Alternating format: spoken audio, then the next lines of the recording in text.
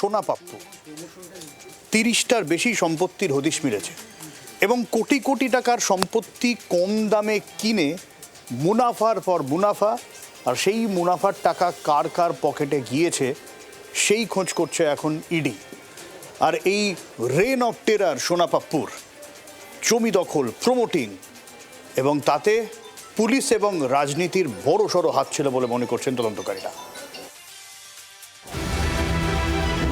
দুর্নীতির আরও এক চক্র ইডি, যার নাম দিয়েছে অর্গানাইজ সিন্ডিকেট এক্সটর্শন র্যাকেট। ইতিমধ্যেই এর তদন্তে ইডির আতশ কাছে বেশ কিছু চরিত্র। রাজবাড়ির প্রাক্তন তৃণমূল বিধায়ক দেবাশিস কুমার, প্রমোটার জয় কামদার, কলকাতা পুলিশের প্রাক্তন ডিসিপি শান্তনু সিনহা বিশ্বাস, ডার্ক সাইটের প্রমোটার তথা বাহুবলী সোনা পাপ্পু। দেবাশিস কুমার ছাড়া বাকি সকলকেই গ্রেফতার করেছে ইডি। সোনা পাপ্পুকে সোমবার গ্রেফতার করে ইডি। মঙ্গলবার সোনা পাপ্পুকে আদালতে পেশ করা হয়। ইডির দাবি, সোনা পাপ্পু ওরফে বিশ্বজিৎ পোদ্দার একজন সমাজ বিরোধী জয় কামদার ও শান্তনু সিনহা বিশ্বাসের হয়ে কাজ করত। প্রভাব খাটিয়ে ও ভয় দেখিয়ে জোর করে জমি কিনত সোনা পাপ্পু, জয় কামদার ও শান্তনু সিনহা বিশ্বাস। 30টি বেআইনি সম্পত্তি আছে এদের নামে। 5 কোটির সম্পত্তি 1 কোটিতে কিনেছে। কসবায় 7 কোটির সম্পত্তি 1.5 কোটি টাকায় কেনা হয়। কামদারের সুপ্রিম ক্রেডিট কর্পোরেশন থেকে সোনা পাপ্পুর এসপি কনস্ট্রাকশনের 2 কোটি 14 লাখ টাকা জমা পড়েছিল। সোনা পাপ্পুর আরও একটি সংস্থায় 15 কোটি টাকা জমা পড়েছিল।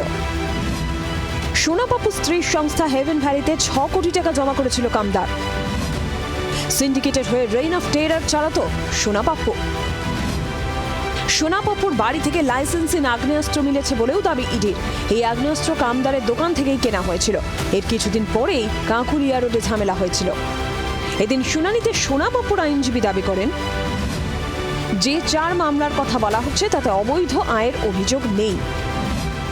সোনা পাপ্পুর বাবা প্রতিষ্ঠিত স্বর্ণ ব্যবসায়ী।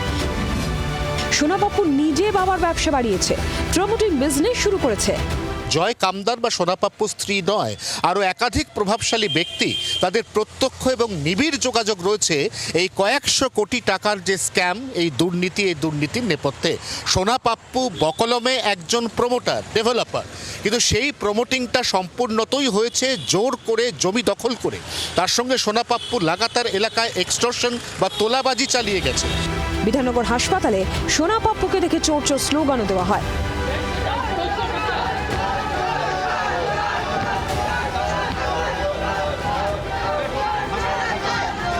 সোনা পাপ্পু আমাদের সোনার বাংলাটাই চুরি করে ফেলেছে।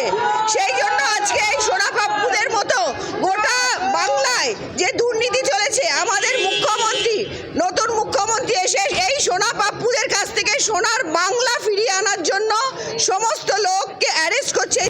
আদালতে নিয়ে যাওয়ার সময় মিডিয়ার মুখোমুখি হয়ে কোনো মন্তব্যই করেননি সোনা পাপ্পু। সোনা পাপ্পুর মতো অনেক লোক ঘুরে বেড়াচ্ছে। আমি তো পাবলিককে বলবো, যদি কোনো ঘটনা ঘটে থাকে আপনার সঙ্গে, আপনি কমপ্লেন করুন, তার সুবিচার পাবেন। ইডি সূত্রে খবর, জমি দখল ও তোলাবাজির কোটি কোটি টাকা লেনদেনের পিছনের মূল মাথা কে তা খুঁজে বের করাটাই এখন মূল লক্ষ্য।